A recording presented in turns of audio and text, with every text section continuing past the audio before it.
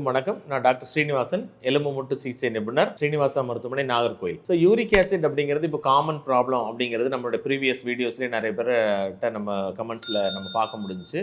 Even எங்களோட ஓபிடிலேயே நிறைய பேர் வந்து கன்சல்டேஷனுக்கு வந்தாங்க. யூரிக் ஆசிட் நம்ம ஹையாக இருக்குது, இதில் என்ன பண்ணலாம் அப்படின்னு. ஸோ யூரிக் ஆசிட் ப்ராப்ளம் வந்து நிறைய பேருக்கு இன்க்ரீசிங் அப்படின்னு தான் நம்ம சொல்ல முடியும். எப்படி சுகர் பிபி சொல்கிறோம், அந்த மாதிரி யூரிக் ஆசிட் ப்ராப்ளம் அதிகமாக இருக்குது.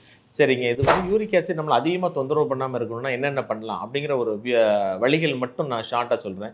ஸோ நம்பர் 1 பார்த்தீங்கன்னா, நம்ம வந்து நான்வெஜ் அப்படின்னு சொல்ல mutton, beef, chicken, shell fish, அந்த மாதிரி ப்ரான்ஸ், கிராப், இந்த மாதிரி உள்ள சீ ஃபுட்டு இதெல்லாம் ஃபர்ஸ்ட் ஆஃப் ஆல் நம்ம நான்வெஜ்ஜை கண்டிப்பாக அவாய்ட் பண்ணிக்க.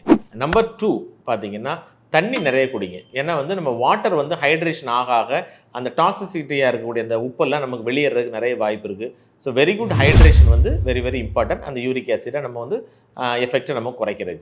நம்பர் 3 பார்த்தீங்கன்னா, fibre rich diet. So fibre rich diet சாப்பிடும்போது நமக்கு என்ன செய்யலாம், இந்த யூரிக் ஆசிட் எக்ஸ்கிரீஷனுக்கு நமக்கு அதிகமாக யூஸாக இருக்குது.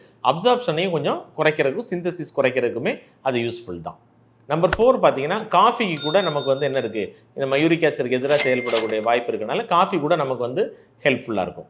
நம்பர் 5 பார்த்தீங்கன்னா, நமக்கு வந்து வெஜிடேரியன் ஃபுட்டை நிறையா இன்க்ரீஸ் பண்ணிவிட்டு ஏற்கனவே சொன்ன மாதிரி நான்வெஜ்ஜு குறைக்கணும். வெஜிடேரியன் ஃபுட்டில் என்ன அட்வான்டேஜ் அப்படின்னு பார்த்தீங்கன்னா, அதில் இருக்கக்கூடிய ஆன்டி ஆக்சிடென்ட்ஸ், அதில் இருக்கக்கூடிய மினரல்ஸ் எல்லாம் வந்து இந்த யூரிக் ஆசிட்னுடைய இதை வந்து நியூட்ரலைஸ் பண்ணுறதுக்கு வாய்ப்பு இருக்குது. ஸோ நிறைய வெஜிடேரியன் ஃபுட்டை வந்து நீங்கள் என்ன செய்யுங்க, ப்ரொமோட் பண்ணுங்கள். ஸோ இந்த வழியெல்லாம் பண்ணும்போது ஆட்டோமேட்டிக்காக யூரிக் ஆசிட் நம்ம உடம்புல சமநிலை அடையும்.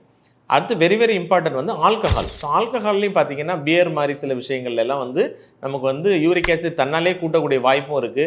அதேமாதிரி அந்த பியூரின்ஸினுடைய நியூக்ளியோடைட்ஸை பிரேக் பண்ணக்கூடிய வாய்ப்பும் வந்து ஆல்கஹாலுக்கு இருக்குது. ஸோ அதனால் ஆல்கஹால் கண்டிப்பாக ஸ்ட்ரிக்ட்லி நோ சொல்லிடுங்க.